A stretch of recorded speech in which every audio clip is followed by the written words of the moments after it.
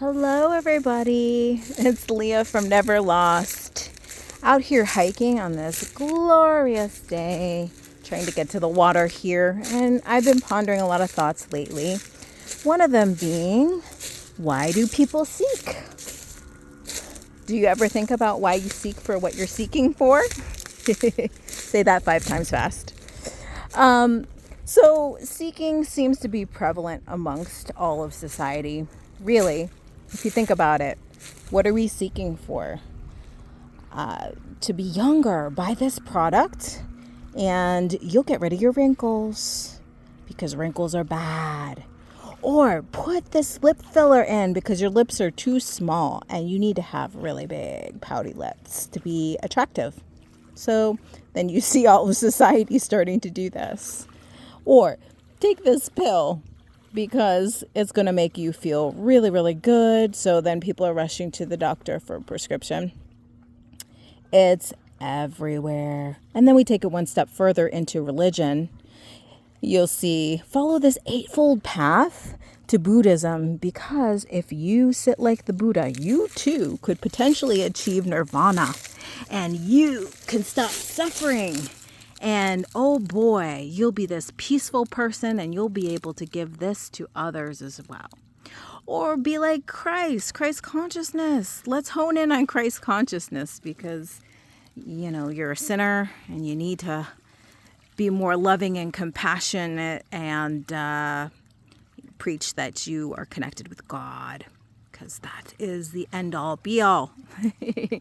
So we hook into that story. And then we have looping stories, loops within loops within loops.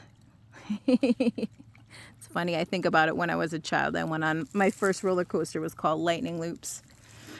But it's true. We loop in patterns. Life is like a strange loop. You are the strange loop, if you think about it. But okay, I'm digressing here. So seeking for more and better, and like you can actually grasp something. That's the funny part, because there's literally nothing to grasp. And if you're completely honest with yourself, you will see this plain center right in front of your face. Do you ever notice when you try to get things and it doesn't always pan out the way that you predicted? You put so much effort into a project and it flopped. Oh, but then, the spiritual crowd will tell you, you didn't stick to your manifestation. You weren't positive. You didn't stay clear on what you wanted. You need to get more clear. And then it will present itself to you as if you are the problem.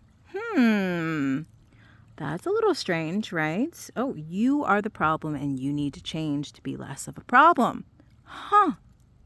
What happened to accepting yourself the way you are and living your life? No. We've got to follow authority, hierarchy, and people to tell us what this is, what to do, what to eat, how to behave, what clothes to wear, how to do your makeup. Like, this is everywhere. We're so programmed as a society.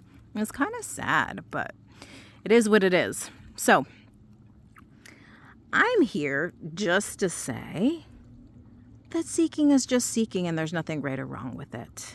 And if you feel like a separate person, that's okay too. If you feel connected with everything, that's beautiful too. This is just simply what's happening. It's just simply what's arising as is. It takes so much energy and strength to feel like you are the controller and the doer and that it's your life and you're going through a linearity of time and space. Ooh, is that rough? It's exhausting. But what I found between me and Natalie is our communications, we almost use like a buddy system where we flip ideas back and forth. And we've realized that by doing that, there can be some relaxation in deconstructing our stories. And we have deconstructed our stories to the most minute aspects. And I find that it's been helpful within recognizing that this is it. We've held each other accountable when we go deep into stories and pointed to each other. And so it's been an interesting journey of connection between Natalie and I. And we've been thinking about starting a program where we will implement buddy systems, where people will hold each other accountable and communicate with what's going on. Because this does seem to be a process. It appears to be a process. Not that it is, but it definitely appears that way. And there can be so much relaxation once things are brought to awareness. Now, I'm not saying it's your awareness, but there is an awareness. So once an aspect of self that's been clung on to for so long is brought to attention, like emotions like fear, shame, regret, all these emotions that the human carries can be so burdensome to the body. The body holds it all. The body does store information in the storylines. So, to relieve the stress, let the body be free. Deconstruction is actually a good thing that I recommend. And so, with that, in my own seeking journey, I've been able to deconstruct thoughts, beliefs, past history, feelings being held in the body, going into Buddhism, Hinduism, all the religions, seeing where there's a grasping to knowing what God is, or even within psychedelics, where my past history has been so much psychedelics, and going into all these storylines of being able to shift consciousness to a higher awareness that's more connected with source, and that is your true nature. So pinning down what something is and boxing it in and creating another looping story around it. So basically the deconstruction process has shown me that there's no ground to stand on. There's no knowing. This is complete free falling for nobody. And even the sense of others and self is so empty. It's become like a cosmic joke. This really seems compassionate to me talking about this. Not that anybody is imperfect or needs to change or even get this, but if there is an opening, it's so beautiful to be able to sit here in nature. Just sit. The water is watering. The trees are treeing. The grass is grassing. The clouds are clouding. And there's no knowing of why, how, or what any of this is. And it feels like freedom.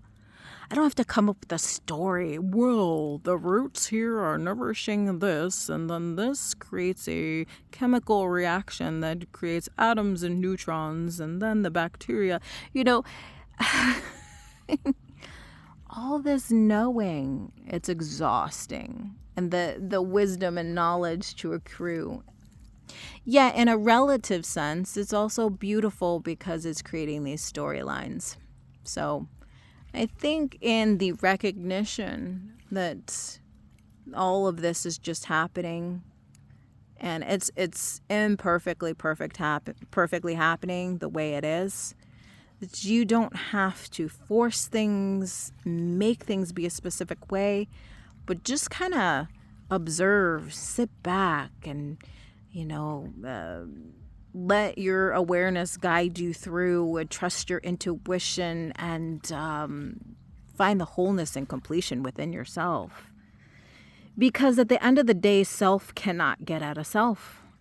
One story becomes another story, and we're looping. And this is what we got. So why not make it a beautiful story? We have the appearance of free will. So why not work with it?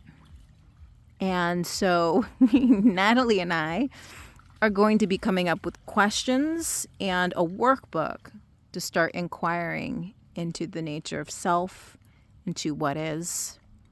And we're very, very excited for this. It's such a passion, and we're hoping to make some sort of impact within spiritual communities. Just providing a sense of relief that you are whole already, and that the seeking is natural and normal. But this is what it is. This is what seeking is. This is what you're going for. Empty. Empty. No meaning, no purpose, no overlay. It's empty, gloriously empty. So free. So free to be. So, with all that being said, love you all. Wish you a beautiful day. I hope you're enjoying the weather wherever you are coming into springtime with all the blossoming and blooms. It's stunning. And Natalie and I will be doing our chat tomorrow. So look forward to bringing you our next chat from our next podcast.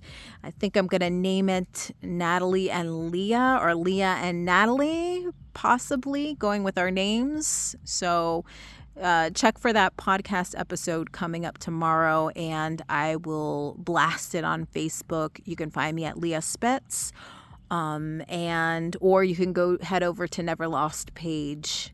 And this is exciting, new little venture for Natalie and I, go diving into the world of pointing to what is. Woohoo! All right. Peace out.